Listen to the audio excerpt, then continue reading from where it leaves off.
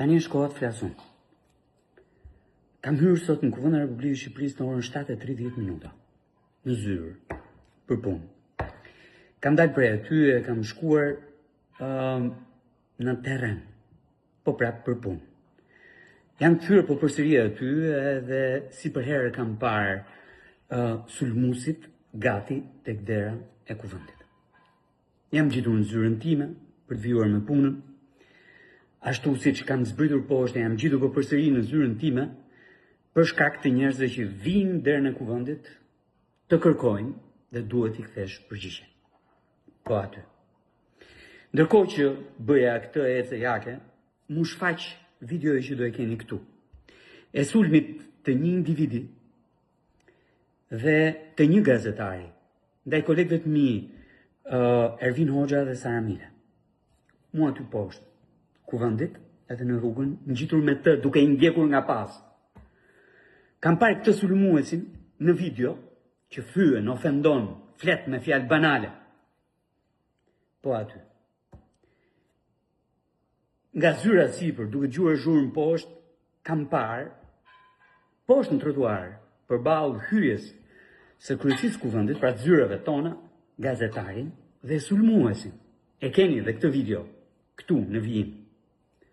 Duke komunikuar bashkë, apo duke bërë plane për të tjerë deputet që duhet sulmuar dhe linçuar.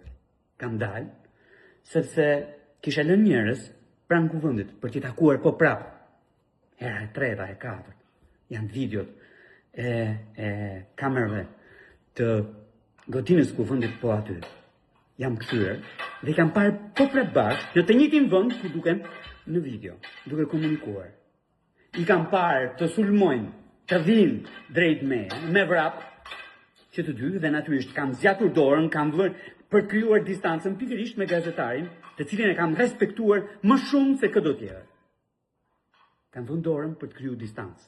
Patjetër, kur kam parë sulmuesin vi drejt meje, e kam shtyr edhe këtë gazetarin pjesë e sulmit.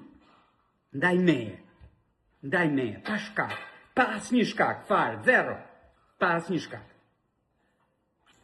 I kam thënë shumë qartë Marcelit, që kur vjen me sulmues, me mua nuk kem më punë. Largohu nga këtu. Dhe natyrisht jam marrë me atë që po shante, dhe duket edhe në video që po shante. Madje bën edhe më shumë se kaq. Vë në gojën time fjalë që i nxori ai nga goja, jo unë. Nuk i kam thënë asgjë nga ato që ka thënë ai me gojën e tij për veten e tij. Po i kam thënë ato që dëgjohen aty shumë qartë. Shumë qartë. Dhe natyrisht janë fjalë që i meriton një sulmues. Edhe njëherë, gazetarin Marcel Rupi e kam respektuar në çdo rast. I kam ndaluar kur të tjerët si ndalonin. I kam folur kur të tjerët si flisnin. I jam përgjigjur kur të tjerët si përgjigjeshin. Edhe pse e kam ditur shumë mirë, shumë qartë, se çfarë qëndrimi ka, çfarë pozicioni mban. Dhe pse merret me mua gjithkohës. Pra e kam respektuar në çdo rast. Ftojeni ta pohoj ose ta mohoj këtë gjë. Po sot i kam treguar distancën sepse ishte me një sulmues. Ishte pas një akti të ndërmarrë ndaj kolegëve të mi deputet. Bashkë me sulmuesin.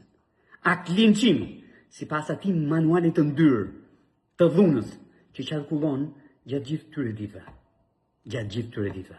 Shikoni, nuk shkruhet kërkund në letrat e këtij vendi që një atje matan ka të drejtë të fyjë, të shajë, të sulmojë, të godas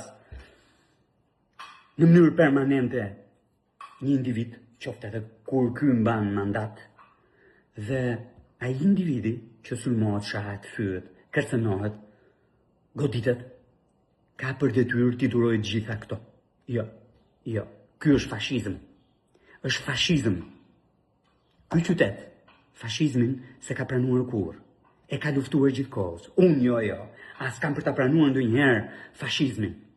Në rrugët e këtij qyteti, apo në rrugët digjitale, po të doni. Jam më i sulmuari. Kam fshirë deri tani gati 10.000, 11.000 adresa për 45 ditë. Individuale. pas një postim, me 4-5 miq, 20-30 maksimumi, po 0 postime, pa fytyrë, pa emër, me sulme nga më të ndyrat, nga më ordineret, ndaj meje. Ndërkohë që nuk kam patur sulm të tillë, ndonjëherë në jetën time. Fill pas kësaj ngjarjeje, të para përgatitur ndaj meje, në kuadër të një sulmi që fillon atje ku ka nisur gjithmonë tek ai mjeshtri i dhunës prej 35 vitesh në këtë vend, vijon me djemtë e tij, Selfio Qorin edhe Avrom Shehajn, tufat, çetat e tyre, dhe natyrisht të gjithë ta tjerët që sulmin e dhunshëm e kanë pjesë të tyre. Kam vjuar punën, kam zbritur prapë poshtë, kam qëndruar aty. I fundit ishte një qytetar nga Burreli që kërkonte ndihmë për të marrë ilaçet në QSUT, e që unë besoj që u zgjidhe dhe ai problem, siç bëj çdo ditë.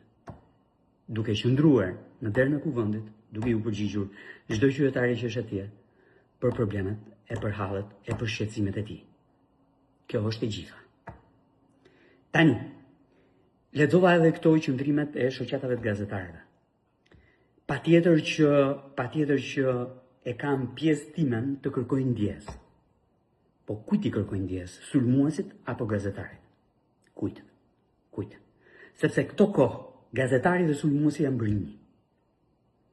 Nuk e ndajnë më dot veten e tyre. Po janë një sulmues të dhunshëm në çdo rast. Kaq e thjeshtësh. Kush je? Po, nuk njoh. Nuk na përfaqësoni.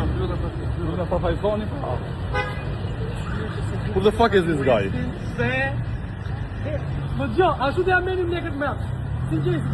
Who the fuck is this guy? Lagu janë të tre bashkë.